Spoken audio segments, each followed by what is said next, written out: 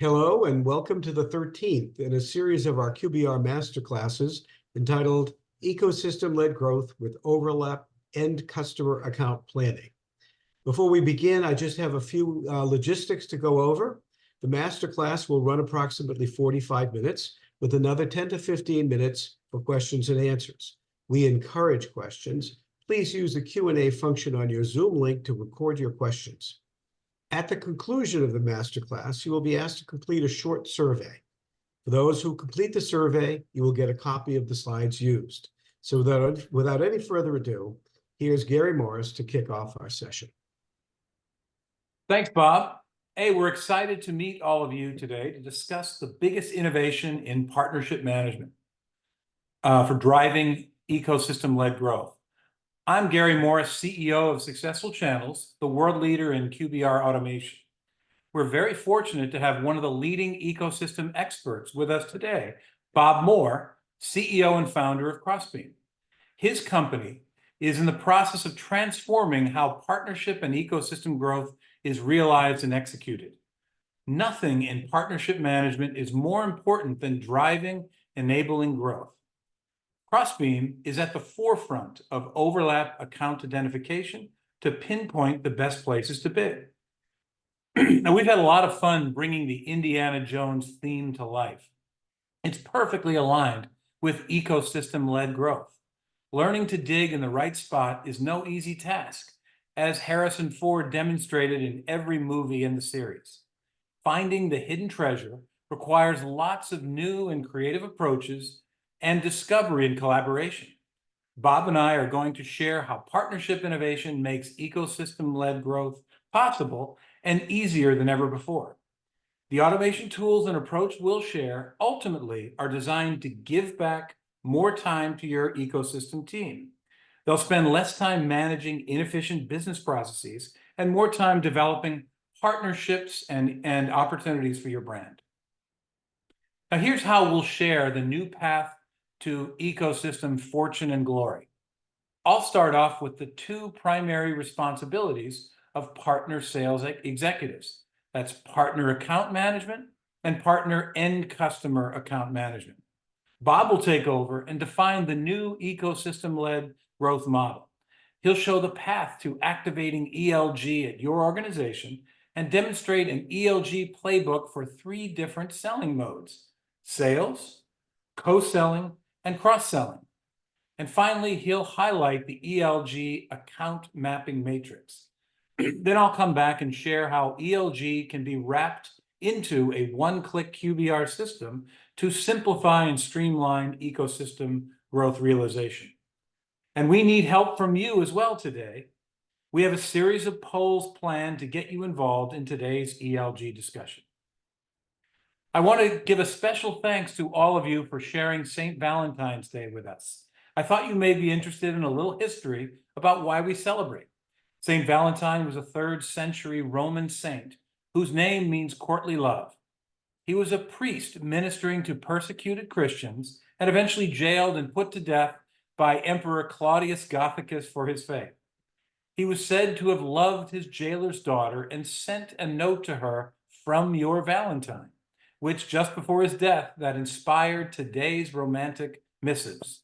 He cut heart shapes out of parchment and gave them to 3rd century persecuted Christians. Now, originally, February 14th was a feast to celebrate his martyrdom. So happy Valentine's Day, everyone, and back to ecosystem-led growth. The strongest partnerships are the most personal ones. Partnerships depend on people connecting and enthusiastically collaborating for a common purpose. The challenge with most partnership-related processes today is they're too inefficient, not integrated, not guided, and simply take too much time. As a result, they get in the way of the most important part of partnering, developing relationships. The best business processes reduce work for sales team members so they can focus on the most important activities. Ecosystem-led growth is possible when business processes are simplified and automated. One of my favorite quotes from the Indiana Jones movie was, "X never ever marks the spot." This is right before the X actually marked the spot for finding the treasure. In attaining ELG, the X spot is marked by the one-click QBR. This is where end customer account planning and partner business account planning comes together in a unified presentation and action plan. These two processes are simplified and guided and can be managed in a fraction of the time with the use of partnership management automation tools.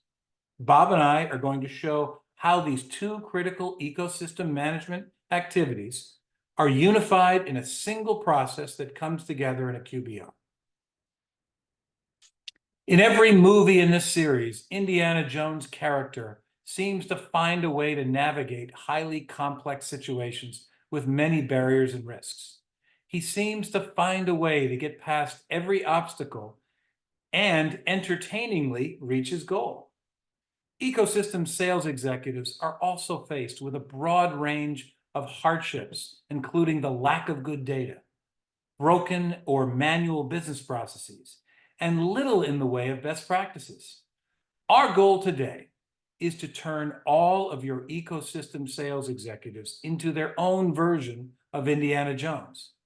Each of them will have the same swagger and confidence to develop ecosystem-led growth with certainty. On the right side is partner account management for planning your work for your partner and working your plan with your partner. On the left side is end customer account management. This is where you plug in your partner and brand overlap end customer account plans and work them through a simplified account planning process. Your sales team and your partner sales executives can easily collaborate and progress all deals within your QBRs and move them to a close. And by the way, all of these business processes are integrated with your CRM, including Salesforce. So typically, ecosystem sales teams manage the processes on the left side of this slide, and ecosystem channel managers manage the processes on the right. In some organizations, these are the same people, and others, they're different teams, but they both manage the same partnership account and are responsible for checking in on their plan and opportunity progress using MBRs and QBRs. The integration we have completed with Crossbeam allows both these partner sales management processes to intersect and be presented in the same QBR. You can achieve instant scale for identifying the best opportunities and developing them to close across most or all of your partnerships. Now it's time for our first poll. What do you believe you need? Okay, perfect. So I'll just read the question quickly. What do you believe you need to generate more ecosystem growth? Okay, let's see if we can close this poll and see what the results are. Excellent. Okay, well, that's pretty. It's good to see that setting partnership targets for sales and account and enablement. That's, I'd say any program is going to set targets. Oftentimes they are level achievement targets, like gold, silver, and platinum. But I like this other one is the simplifying overlap accounts. Is that the great thing about what we're discussing today is the combination of the identification of overlap accounts and pushing those accounts opportunities all the way to close. And then I really like this is assigning tasks is a big need area, because it all comes down to getting tasks accomplished. That's where most business planning and end customer account planning processes fail. So this is great. I really like the way this poll feathered out. Okay, let's end the poll and move on to the next slide. Okay, so what does ELG look like integrated into your one-click partnership QBR? Today's masterclass focus is the stuff on the left side of the slide. That is identifying the hottest overlap accounts with your partners and then directly integrating those opportunities into an account planning workflow to set and assign tasks, provide automated notifications and reminders, and include your end customer account status in your QBR. The most important part of your MBRs and QBRs is the creation of partner ecosystem-led growth. Now you can go from overlap accounts to account plans with tasks assigned and fully prepared partner business reviews, all included in the statuses. The hub of the wheel for ELG is the Crossbeam account overlap matrix. At Successful Channels, we are hosting this Crossbeam matrix directly in the partner planning and QBR system for ease of use and integration. This is the starting point for a guided end customer account planning process. It's time for me to bring in the guru of ELG, who has a book coming out next month with the exact same title. Bob is going to provide a primer on ELG with a detailed set of guidance steps on how to implement this process at your organization. Please welcome Crossbeam CEO and founder, Bob Moore. Hey, everybody. It's not every day I get to attend a webinar on Valentine's Day, do a webinar Indiana Jones themed, or co-present with another person named Bob. I think we really got 3 out of 3 here. So I'm enthusiastic about the time we're spending together. Hopefully we get into some really interesting and actionable insights here on this topic of ecosystem-led growth. And as Gary said, right, kind of meet right in the middle there where the outputs from platforms like Crossbeam can intersect with the jobs to be done and the work that happens in the context of QBRs and using these great software products together. So ecosystem-led growth, I'll spend just a minute or two here on the 101 level stuff, because this vocabulary is important and it can get overloaded sometimes. And I want to keep the clarity very high here. Ecosystem-led growth is a go-to-market motion that focuses on partner ecosystems as the primary way to attract, convert, and grow customer relationships. It is what it sounds like. It is, how can I leverage my partner ecosystem to actually be the primary, or if not primary, at least fastest growing and most efficient growth driver for my business. If we're doing that work, we're doing ecosystem-led growth. So let's dig in a little more. There's a big, interesting why now component to this. Obviously, partnerships, and then by extension, some form of partner ecosystems have existed since the dawn of capitalism. But particularly in the last decade or so, there has been this accelerating factor at play, which is the birth and maturing of the API economy. The slide you see here is from Chief Martech, which is a awesome blog where they track the number of, just in the marketing technology universe, the number of companies that exist. And you can see this explosion, 100x explosion from 2011 to 2022 in just the sheer number of companies that exist in that space. And what this is doing and demonstrating is the amount of lift required to build and bring to market a new company is lower and lower. But more importantly, there is a trend in buyer behavior around trying to buy technologies based on what other tech they integrate with, how tightly they integrate, and the ability for people to build products that are deeply integrated into the experience and the chain of data of other products. In other words, people buy stuff in stacks now. They don't buy stuff that is a siloed, independent, full stack solution that gets installed on premise.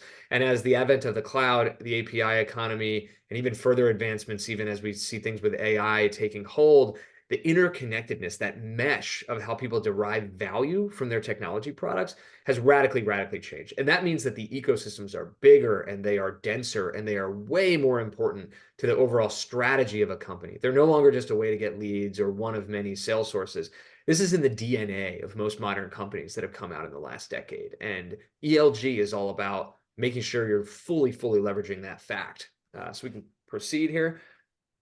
So great, time for poll number 2. My favorite poll of the bunch. There's kind of this concept of how much ecosystem DNA does your company have. I talk about this in the ELG book a little bit because it's an input to how much and in what ways you might want to invest in ELG. But I want to open up this poll. Think about your company and where you fall on that spectrum. And you pick only one answer here, from being a pure ecosystem play where your customers only get value if they're also using other products that integrate with yours, and your value story is dependent on those integrations, all the way to the other side where you are a completely autonomous, independent solution and no outside tech, no outside services are typically involved in the way your customers derive value. Where do people fall? Give these a read and let us know. Okay, let's close the poll and see the results. All right, I'm actually not having the results come up on my end, but if you can give me a little color commentary there, Bob or Gary, I can. Well, it says the number one is ecosystem as a force multiplier. Awesome. Yeah. 77% of the people responded that way. I love that. And I think that's representative of the reality of the market, right? Which is, to be a pure ecosystem play, you basically have to be middleware, right? Like you're kind of this extremely almost natively integrated platform on which other tools are built, and that's it, or vice versa. This force multiplier is where it's at. If you're falling into that bucket, it means precisely what it says, which is if you do this ELG stuff right, it can be a major driver for the growth rate, the efficiency, the overall ultimate scale and addressable market for your company. Force multiplier is the place to be because you retain this autonomy of your value proposition and your own product market fit, but you've got the keys to the kingdom in terms of leaning on an ecosystem to grow, which is fantastic. So that's great to see. Okay, let's move on. Great. So as we proceed here, I want to introduce this concept, and we heard Gary talk about it a little bit earlier, but I represent it again here with a screenshot from our product, which is this idea of the account mapping matrix. And I want to spend just a minute here. This will probably be the most academic and wonky that we get, but boy, it's going to be worth it. So when you think about account mapping, it really is the practice of comparing my CRM data to my partner's CRM data. And that is a loaded question. Historically, account mapping practices have always been challenging because you don't want to overshare with your partners.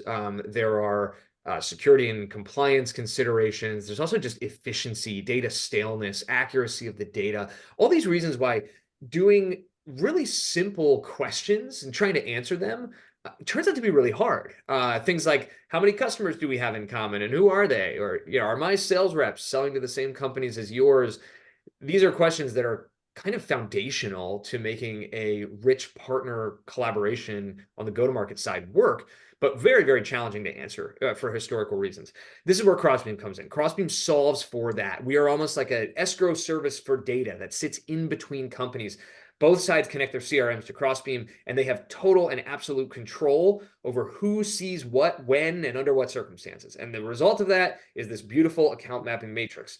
The most simple version of it is the one you see here, where we can distill your company's sales pipeline into three very broadly defined stages. You've got prospects, or people that you wish you were selling to. That's kind of like your full addressable market. You've got open opportunities, which is people that you are actively in a sales process with some likely dollar amount and date at which you can expect a deal to come through. And then you've got customers, your close won deals that hopefully you're expanding and retaining and continuing to invest in. And it's really the lifeblood of your business's net revenue numbers. So if you have those three stages, and each of your partners has those three stages, you can kind of compare them to each other in this matrix format. And that's what you see here. For example, the top left quadrant is an example of comparing my customers to my partner's customers. The bottom right quadrant is comparing my prospects to my partner's prospects. And kind of the grid in the middle is where you get into this real interesting zone of it's either my or my partner's opportunities, somebody I'm actively selling to now. And that's where a lot of the rubber meets the road on partners and the ecosystem at large changing outcomes and moving the needle in terms of growth and sales wins. So what I want to spend the balance of my time on here really is the case studies that emerge when you take the data that lives inside this account mapping matrix and you click one level deeper and you get to the actual lists. When you can see who are the companies that we are selling to at the same exact time, who are the opportunities that I have that my partner already has won as a customer. How big is the list of prospects that we both wish we were selling to at the same time? These can have radical implications on the way in which you market, sell, and service to your customers. And this is what the ecosystem-led growth book is all about. It is a real deep dive into those playbooks and the companies that run them the best. And for the first time here on this webinar, we're going to share a few of those playbooks with you. So just a couple more notes on ELG before we go into those playbooks. Here's the great news. There's 18,000 companies that are already on it, right? And you can go ahead one slide here. If I was presenting this to you 5 years ago, I might have had to say, this is really great, but can you please bring your whole ecosystem with you? Well, we have great news, which is that we've continued that needle. We're coming up really close on 20,000 companies on Crossbeam now, including a number of very large, successful, publicly traded businesses that very, very actively participate in the Crossbeam data layer with their own ecosystems and run these plays. So there's never been a better time to join, because chances are a lot of your ecosystem is already on there, and you can get value from day zero. And if we go ahead to the next slide, the other thing that I find really cool about this is there has been this organization that's emerged out of all this work called the ELG Alliance. And it is this large network of companies, communities, thought leaders, vendors, large operators who all believe in ELG as a practice and believe in the investment in that ELG data layer. And this thing has just exploded in growth. It started as kind of a small conversation at a conference that happened less than a year ago, and the amount of inbound interest and the growth in the number of people that are not just participating in ELG, reading the book, taking the webinars, but actually raising their hand and saying, I want to be a part of this movement. I want to help share the story. I want to adopt this vocabulary. It's growing explosively. We've got some great logos on there, including our good friends here at Successful Channels. So yeah, great to see that all coming along. So without further ado, let's answer the big elephant in the room question and then dive into a couple of these case studies. Is my company ready for ELG? Something that everybody wants to know. And I like to think about this in kind of a 2x2 matrix format.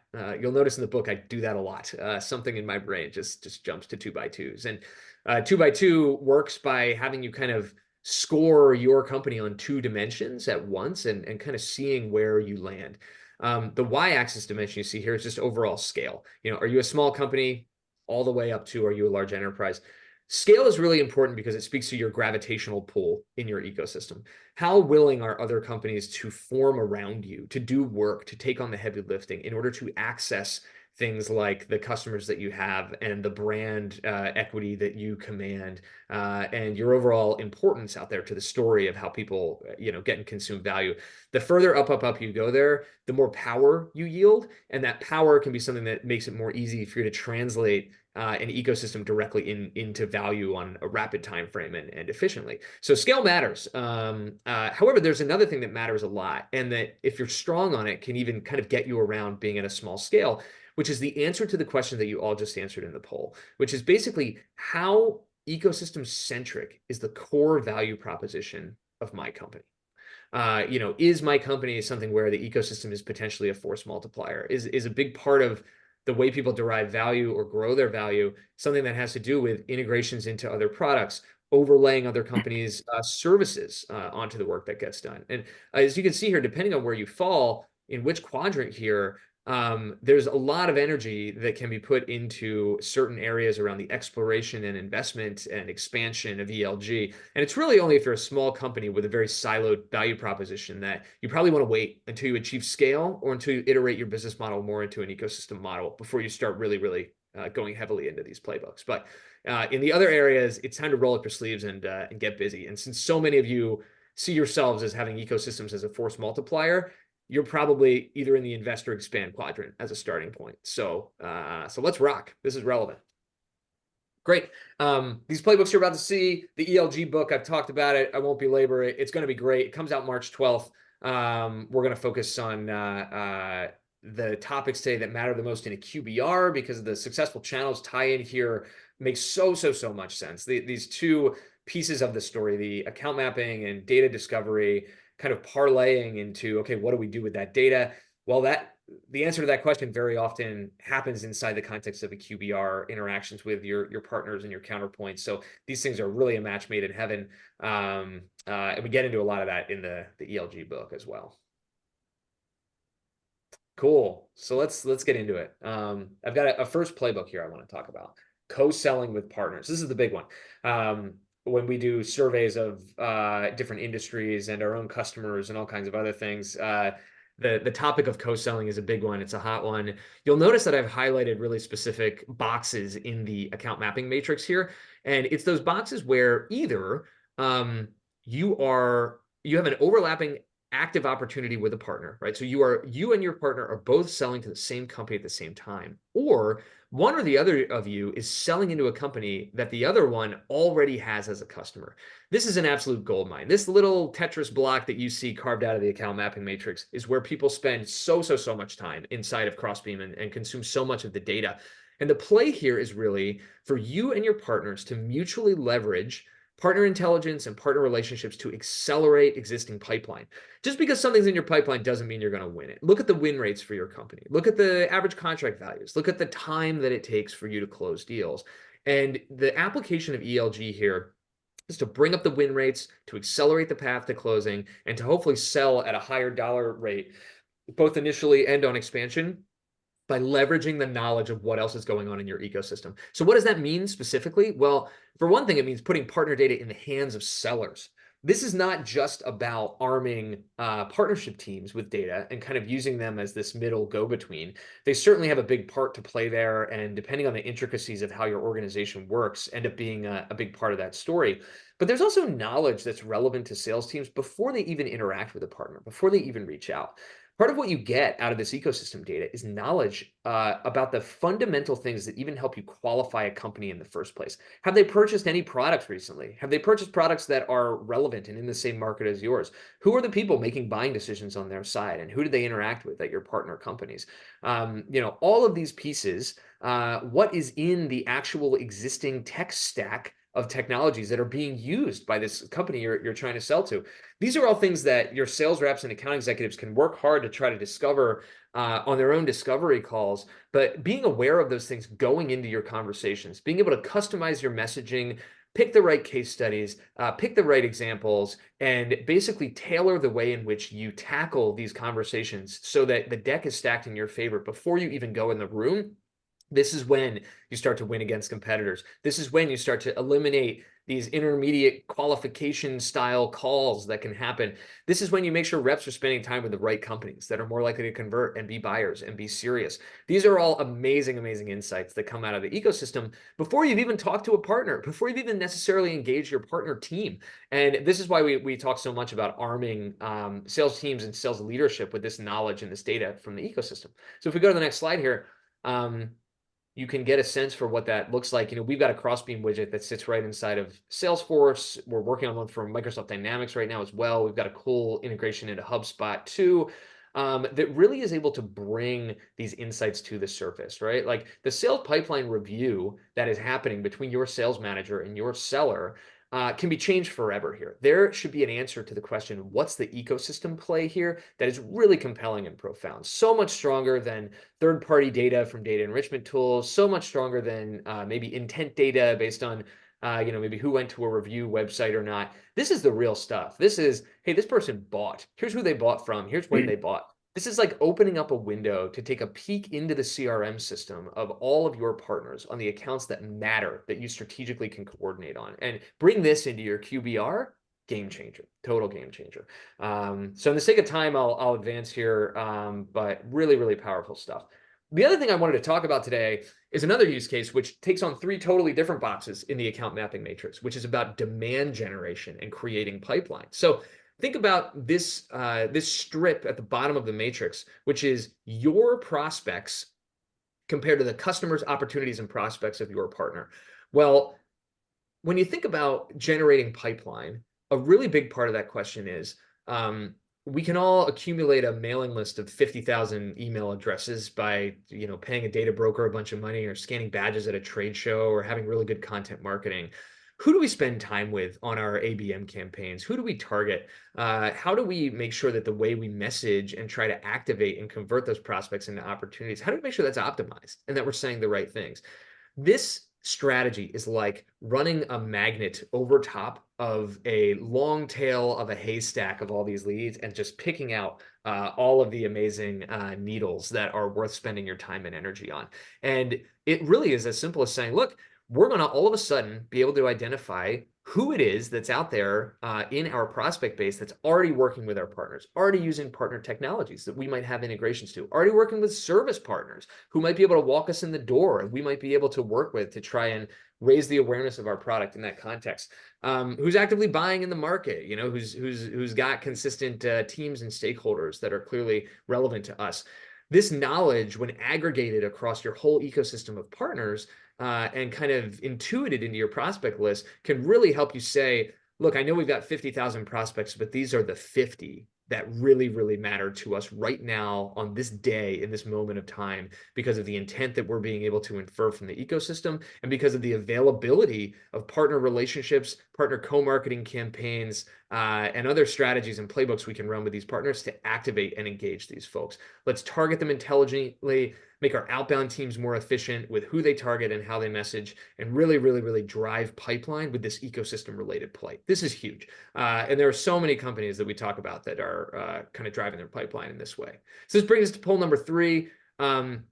We've talked about 2 departments, kind of demand generation marketing on one side, sales on the other, that can leverage this ecosystem data. I want to hear from this group. What departments inside of your company is this potentially relevant for? And you can click more than one, right? If you have this data at your fingertips, who do you think could use it to change the way they do their work? Okay, we'll give you a few seconds to do this. Okay, can you close the poll now? Let's see the results. Hey, Bob, it's sales number 1, marketing number 2, partnerships number 3. Amazing. Right in line. And I think the one thing I'll throw out there as kind of a teaser in the bookland is customer success. This stuff gets real interesting. The engagement and where and how to spend time on the customers that are already paying you and are already customers of your partners. We've seen some really incredible applications there, and there's some cool stuff in the book for it for folks to get educated on as well. But thrilled to see those use cases pop up. Awesome. Okay.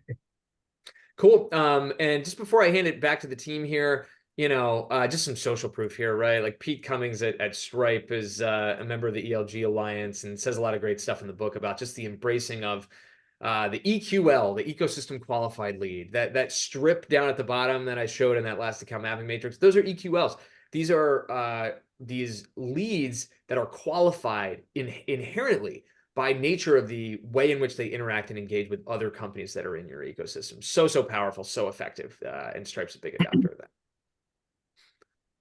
Cool. So let me wrap here with a big special offer for anybody that's viewing this right now.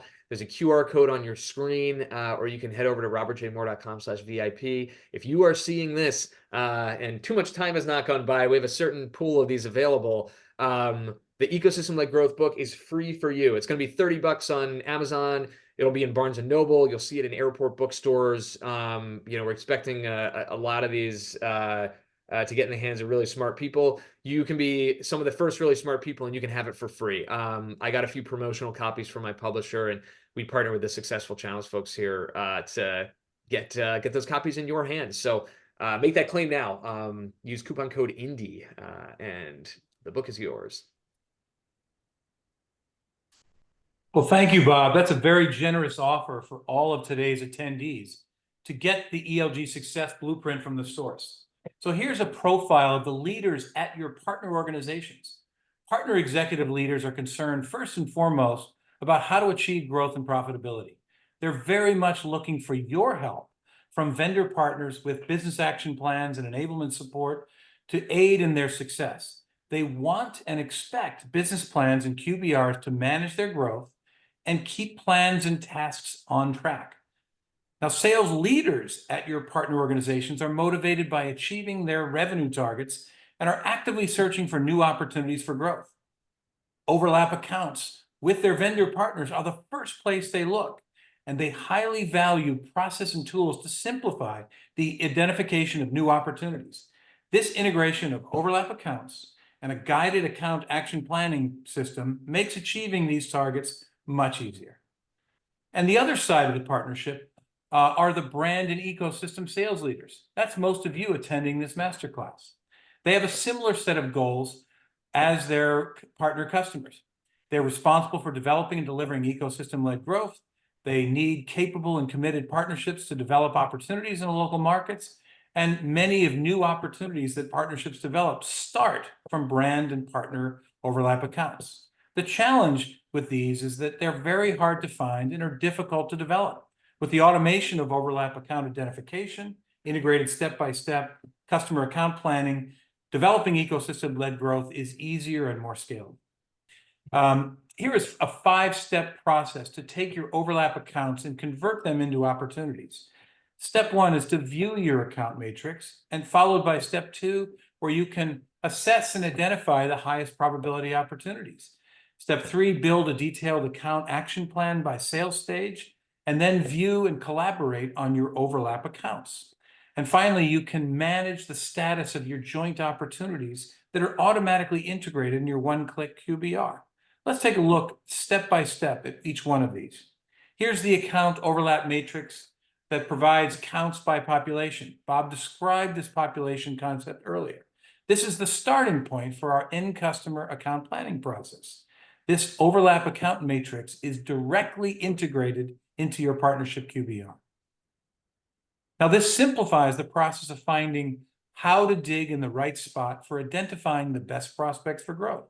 More often than not, those accounts where a relationship is already developing with your partner or your brand. This process just makes it easier to manage. Now, here's where the magic happens. An ecosystem salesperson, in collaboration with their partner sales contact, can build an end customer account action plan by sales stage. An end customer account action plan can be built for all of the overlap accounts in minutes. And the account planning tasks can be assigned to a partner or ecosystem sales team member and instantly be part of an automated task notification and reminder system. This ensures that your proposals get written, the business case examples get prepared, solution comparisons get completed, and the negotiations are managed and the deals get closed. Managing end customer account opportunities boils down to managing the detailed tasks. This is where most partnership business processes fail because the actions get lost or are not completed and deals do not close. This account action planning and task assignment process ensures that every deal is given the greatest opportunity to progress and close. Now, in your monthly business reviews, your MBRs, and your quarterly business reviews, QBRs, you can easily check in on the status and progress of each opportunity indicated by a colored ball or the opportunity details. If your task has not been completed or a new action is required, it is tracked and managed in one place and reported in your one-click QBRs. Additionally, task reminders and personal dashboards are delivered directly in the inbox of a task owner, where updates can be made directly to the planning system without even having to log in. Wouldn't it be great if we were all Indiana Jones on horseback, racing toward opportunities and identifying, developing, and closing deals at a much greater rate? This is not far from reality when using this integrated ELG toolset. When we ask an ecosystem sales executive what their biggest challenges are, the number one issue that we hear that there are too many non-automated, non-data integrated, and manual business processes for managing these complex partnerships. They simply cannot get it done, and tasks are missed. Opportunities don't close as often as they should. This is a way to find time for your ecosystem sales team. Let the technology do the work and allow your team to focus on their highest value activities. The highest value activities are developing partnerships and developing end customer opportunities with ease. Now, in addition to Bob's free book offer for today's attendees, we want to offer you a way to get started with this innovative ELG system for your business immediately. For all attendees, we have 3 levels of offers that can get you started quickly and affordably. Please reach out to Bob or me, Bob Lampkin or me, to take advantage of these limited time offers. You can do that with this URL at the bottom of the page, or navigate to the Successful Channels website to the Contact Us page. Now, hey, Indy, Bob Moore. Today's masterclass was a lot of fun. I feel like we're finally digging in the right place. The integration of successful channels and Crossbeam reminds me of that memorable Mark Twain quote: "If I had more time, I would have written a shorter letter." Now, we've had a lot of time and have worked very hard with Crossbeam to provide an easy to implement and guided process to drive ELG from beginning to end. Let's take a look at the audience questions that were submitted. Bob Lampkin, the other Bob, can you let us know what we've received in terms of We audience have questions? indeed. We have several, and I might suggest that while I'm reading some of these questions, you might want to add some other questions as well. The first question is for you, Bob. How long does it take to get the overlap account process implemented for, say, 100 partners? Yeah, so the great news that I alluded to before is, depending on your industry, if you sign up for Crossbeam, there's a chance that 80 of your 100 partners might already be there with data connected, with their populations already defined, kind of ready to rock. And in that universe, it's a question of how quickly you and your company can get onboarded. This varies only depending on the complexity of your kind of sales ops side of the house, but we've seen countless companies get onboarded in less than an hour. And the reason for that is really what you're trying to do is just replicate reports or lists that you already have defined inside of your CRM. And our user interface makes that super easy, and it actually automatically infers and can do some of that baseline configuration for you. So, you know, if it's possible for you to run a report in Salesforce that tells you who all your customers are or tells you who's in your sales pipeline right now, it's going to be real easy for you to get that data syncing in the right ways over to Crossbeam. The other thing that we support is CSV uploads and connections to Google Sheets. So if you really want to crawl before you walk or you run, you can simply export the data that's relevant for your ecosystem to get an initial comparison and just upload it. If it's a Google Sheet, you can keep it live, dynamically connected. And if you add new records to that Google Sheet, it'll automatically get ingested by Crossbeam over time. So we make it really easy to get the data in. And then the question just becomes, who among your partners are already on the platform? And the speed at which you can get that account mapping data is just also the speed at which your partners get connected. And again, they go through the same process you do. If they're motivated, this can all happen within a day. And we see that happen pretty routinely. If you're talking about a large publicly traded company, if they're not already on there, they probably have some process to go through. They probably, in order to connect their CRM, like procuring any other tool, need to go through their diligence to make sure that happens. But again, here, we're not talking about years. We're not talking about quarters. If there's motivation to get it done, it's the kind of thing that's an hour or two's worth of work for the right person in sales ops. And the answer to your question is a function of how long it takes to get that hour or two of that person's time on the calendar to knock it out. But by and large, you know, we're talking days, not months here, you know, to get things going. That's great. Well, we have another question. How do you overcome the concerns of sharing data and the hesitancy around that to drive this functionality?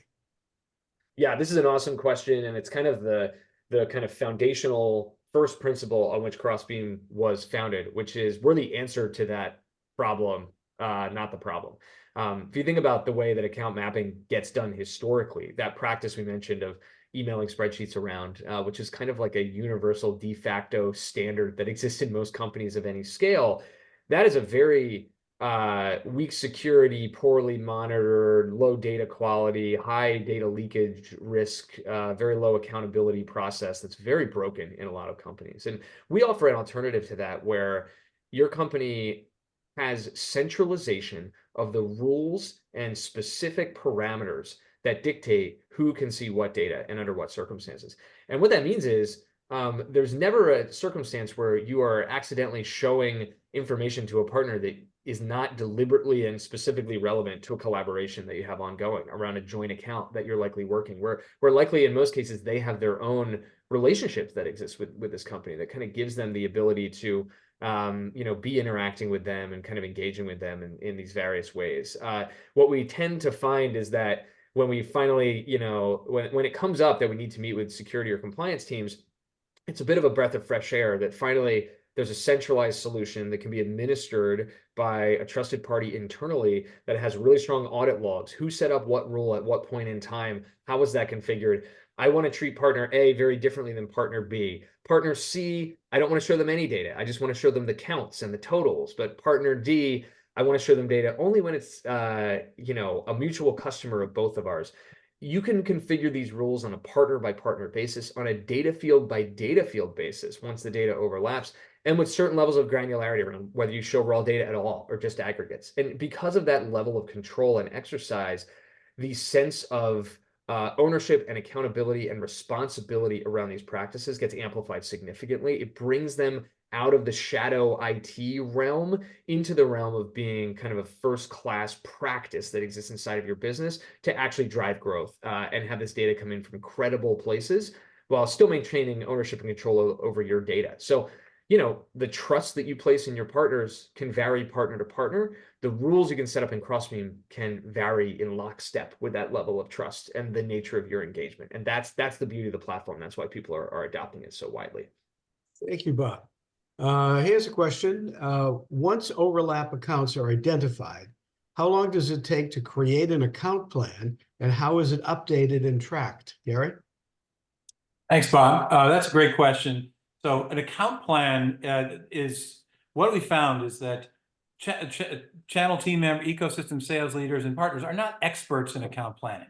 So part of the platform is the way to leverage best practices in account planning by sales stage. You can customize the account planning system by your sales stages and either leverage best practices tests at each sales stage or customize those for yours. But what it does is it provides a guided step-by-step process that can be done literally in minutes. You know, the worst thing we have found that you can do with partner business planning or end customer account planning is have a bunch of blank fields. The best thing you can do is provide recommended actions that they can pick and choose from, select a task owner, select a date, and then track and monitor on an ongoing basis. Okay. We have another question. What is the best playbook for expanding and increasing the partner attachment to the base? Oh, this is awesome. I can take a crack at this. Go ahead. Go ahead. I love looking at that square in the account mapping matrix that we actually didn't discuss today, which is that top left square of customer overlap. I think this is going to sound so simple, but it's one of those things that is worth saying out loud, despite it being simple. Let's say that you have built a technology integration with a partner that's relevant to some companies out there, or you have a service partner and you've gone through the process of them getting certified on your product or you getting certified on their product. There's some kind of embedded nature that exists to, you know, how deeply you can potentially service companies together or enhance their value together. 10 times out of 10, when we find those situations and we look at the list of joint customers that are taking advantage of, for example, that service offering or taking advantage of the integration that exists, the number, you know, let's say the number is we've got 50 customers in common that are using the integration. And then we go into Crossbeam and we actually run the report and we say, okay, there's 50 using it. How many joint customers do you actually have? That is the total addressable market that could be using it.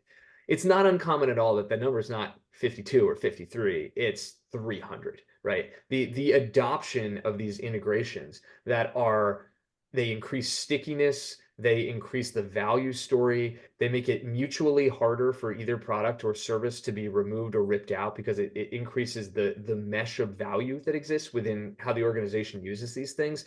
They're significantly under-adopted. And whether it's a service partnership or it's a technology partnership, you can tell the same story over and over again. There is really obvious incremental adoption that can exist inside of these joint accounts that just hasn't. And part of the reason it hasn't is because before Crossbeam, you didn't actually necessarily know who all of your joint customers were. How could you? Because you're not willing to give your full customer list to that partner and they're not willing to give theirs to you. So drawing that Venn diagram was next to impossible. This makes it so not only can you backtrack and say, okay, those 250 accounts that aren't using the integration, let's go target them. Let's have a CS campaign. Let's track the thermometer until it gets up to 100% to total adoption. But on top of that, the second you get a new customer that was already a customer of that partner, or your partner gets a new customer that was already a customer of yours, you can instantaneously, as part of their onboarding process, as a new customer to you or to the partner, instill the process of turning on this integration, of activating this awareness of this service availability that complements the value. Just have your overlapping customers overlap. And that attach rate, it's all about spending your time in the right places and having the messaging right. And this data allows you to do both of those things really, really efficiently and in the right order. Great, great. We have time for a couple more questions. Another one, how can Crossbeam increase the speed to go to market in other new regions? Yeah, this is great. And I'm assuming you mean geographically when you say other new regions, but I'll say, I'm assuming so, yeah. yeah, my answer to this question also in a certain way would apply if, for example, you're going after a new user persona or you're going after a new vertical or new industry. It's a kind of a similar playbook, which is, again, going back to that account mapping matrix, really, again, here, it's about the boxes that you're focusing on, right? So in the particular case of a new geography or a new user persona, what's very likely is that your universe of prospects has suddenly meaningfully grown, but you don't necessarily have traction in that region yet, right? So what's going to happen is that that bottom row in your account mapping matrix is going to balloon within that particular region. And those playbooks that I talked about on the demand generation side are going to become really, really important. You know, all of the stuff around ecosystem qualified leads, what Crossbeam can do is allow you to enter a new market, not with kind of extremely expensive mass market ad buys or billboard purchases or showing up at events in that region that might be very costly, where you have kind of more of a spray and pray factor. But instead, you can do really, really highly targeted, focused work to go after accounts where you have a story to tell them about. Yes, we may not be present in your region, but we're present in your tech stack. We have an integration into this other thing you're already using. We work with a service partner that we know you're already working with that's been well trained on our work. And being able to go in and target the right accounts using that data can be really powerful. You can also do that to pick your service partners. So a lot of people go into new regions through the channel. Not by launching their own direct team on the ground in that new region, but by choosing a embedded service partner or go-to-market partner, a channel partner that's in that geography. How do you pick which one to go after? Well, Crossbeam, again, is a really interesting, valuable way to do that. You can kind of paint the picture of where your target prospects might overlap with their existing customers just on a numerical basis inside of Crossbeam to help you make a more informed decision about what partners to invest in and to work with. So, you know, all of the above can really apply there. And it just becomes important to use data, right? Like let data be your guiding light in order to kind of set foot in these new areas. Okay, we got time for one more question, actually maybe two more questions. A quick one, Gary. Can multiple brand team members access the end customer account action plan? That's a great question, Bob. And managing partnerships often requires that. There's typically a channel or a partner manager that's managing the partner business plan. And then oftentimes there's sales team members that are managing the joint opportunities. They both can access the plans, the QBRs, and participate in one unified business process. And this is one of the key needs in the marketplace. There's no, you know, there's all of these siloed partner management approaches that is not you're not leveraging the full value of the partnership. Okay, and the last question, this is for you, Bob. What is the new Crossbeam release? What is the new Crossbeam release that we can expect this year?